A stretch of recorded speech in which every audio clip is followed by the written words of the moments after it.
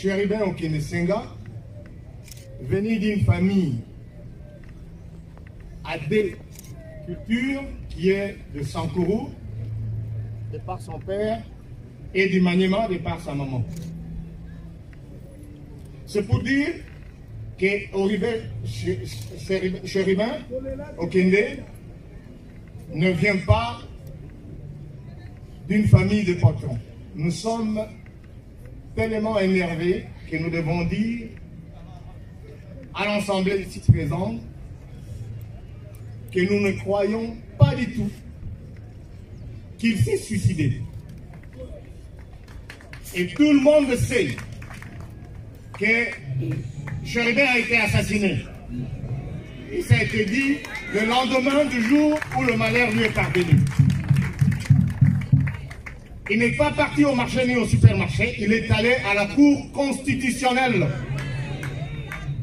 Nous ne sommes pas des amnésiques pour qu'on vienne nous raconter des bêtises et qu'on ne nous fasse pas taire, parce que nous n'allons jamais abandonner le combat. Chéribin a été tué de manière la plus sauvage. Et au centre de la ville de Kinshasa, vous vous rendez compte qu'un homme si connu qu'a été notre frère, député en fonction, ex-ministre du gouvernement national, qu'on chope dans les ancêtres de la Cour constitutionnelle et le lendemain on le trouve mort. Et pour vous autres, la population quinoise, quel sort vous attend?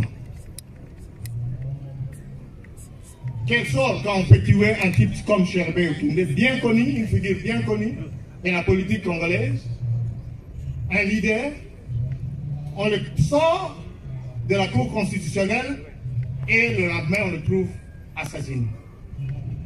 Bien, nous nous réservons de ne pas faire beaucoup de commentaires puisqu'en réalité, le collectif d'avocats que nous avons choisi de manière professionnelle et les avocats au niveau international sont en train de s'y mettre pour contraindre, pour dire la vérité sur ce qui est arrivé. Et je vous le promets, nous avons tous les éléments à notre possession pour contredire tout ce qui a été raconté au niveau de la Cour de cassation. Un boulot. Donc, donnez-leur l'autorisation d'intervenir. Ainsi donc, je voudrais ici vous dire que le jour de sa mort, Chéribin Okende n'accusait aucun signe de désarroi ou de déception. C'est-à-dire qu'il n'avait aucune raison d'aller s'assassiner, disons, se suicider. Donc qu'on ne vienne pas nous tromper qu'il s'est suicidé. C'est la manière la plus facile d'insulter quelqu'un qui a eu beaucoup de valeur, qui a fait la fierté de votre gouvernement. Parlant du gouvernement, c'était un gouvernement irresponsable qui nous a abandonnés jusqu'à ce moment-ci. Je vais vous faire savoir que tout ce que nous sommes en train d'organiser, depuis le moment où il est décédé jusqu'à aujourd'hui, nous n'avons eu aucun rang, ni du gouvernement, ni du Parlement. Donc il ne faut pas faire une confusion. Il faudrait que vous le sachiez. Et nous n'en avons pas besoin d'ailleurs. Gardez votre argent. Ce que nous voulons, c'est la justice. Au chef de l'État, garant de la nation, soi-disant, nous voudrions qu'il puisse nous démontrer réellement qu'il est au-dessus de la mêlée et qu'il contrôle ce que lui a toujours appelé une justice qui fait la honte. C'est lui qui l'a dit, c'est pas moi. Je ne fais que répéter ses propres mots. Et dernièrement, il a dit que c'est une justice malade. C'est qualifié de malade. Et aujourd'hui, nous pouvons même ajouter un qualificatif que la justice est vraiment malade. Et on instaure cette justice. Écoutez, c'est un couteau à double tranchant. Ça peut retourner demain à la République de façon désastreuse. Donc, nous n'acceptons pas ça sur base de principes, sur base des lois et de la Constitution de la République. D'agression ou de rébellion. Si nous sommes dans une situation d'agression, mais la Constitution elle est claire. C'est comme ça qu'il vous a parlé de Skamouche, et après il n'y a plus rien. Il vous a parlé qu'il va réunir les deux congrès, et lui-même est revenu sur sa décision pour dire que, écoutez, les contextes fait que nous puissions parler.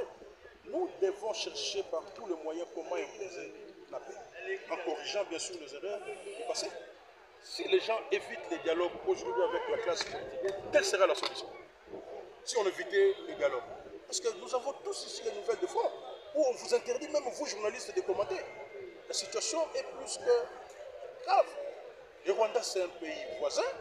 Nous avons eu des problèmes par le passé avec lui. Aujourd'hui, s'il y a un problème au niveau des individus, mais il faut que les choses soient très claires. Nous ne pouvons pas éviter les dialogues. Vous imaginez aujourd'hui, M. Félix accepter de rencontrer M. Kagame. C'est sous quelles conditions? Demander d'abord au M23 de quitter. Vous pensez qu'il va obtenir ça? Vous pensez vraiment qu'il va obtenir ça? Mais il y a eu des accords de Luanda.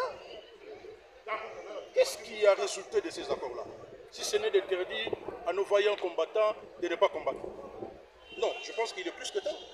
Ils ont dépensé de l'argent partout, même pour l'anniversaire du combat allié Foreman. On sort l'argent du trésor public. En attendant, on ne sait pas payer les médecins, on ne sait pas payer les enseignants, on ne sait pas... non, mais est-ce que nous pouvons trouver ça normal? Nous sommes dans quel état? Aujourd'hui, M. Félix s'est rencontré avec M. Katou, qui ça va coûter combien au trésor public? Même pas un franc, M. Félix a rencontré M. Fayou, M. Moukouabou, tous les leaders politiques que nous avons. Vous pensez qu'il ne peut pas réfléchir pour la République? C'est-à-dire que ça peut changer, ça peut donner les idées, vous êtes partant pour le dialogue. Et pour quelle solution? Mais nous devons nous parler. La situation est très grave. Mais nous vous promettons qu'il n'y aura pas de reddition. Il n'y aura pas de compromission. C'est un dialogue franc pour sauver la République. La République est en danger. Maître, il y a le rumeur sur la révision constitutionnelle. Est-ce que vous allez participer à ces travaux? Bon, généralement, je ne réponds pas trop aux rumeurs. Mais vous savez, nous connaissons, j'appelle ça en politique le ballon de sel. Qui vivra verra. Merci.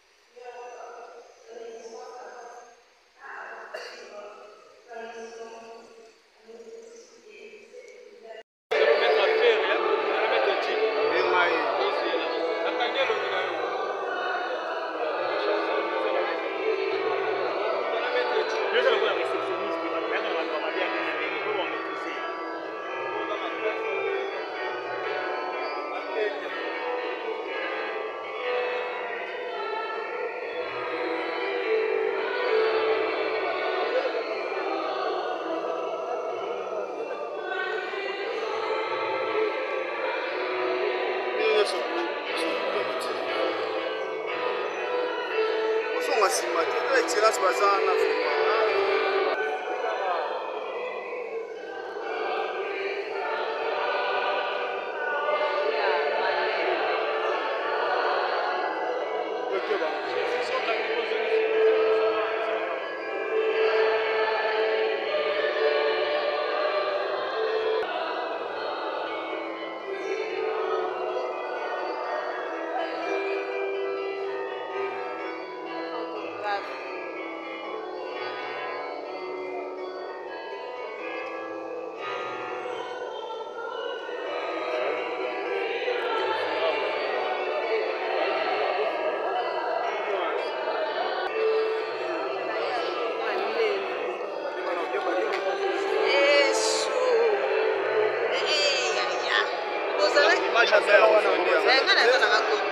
bien dehors. Bato bazalaki progresser ale bakomotyaka bato bana lere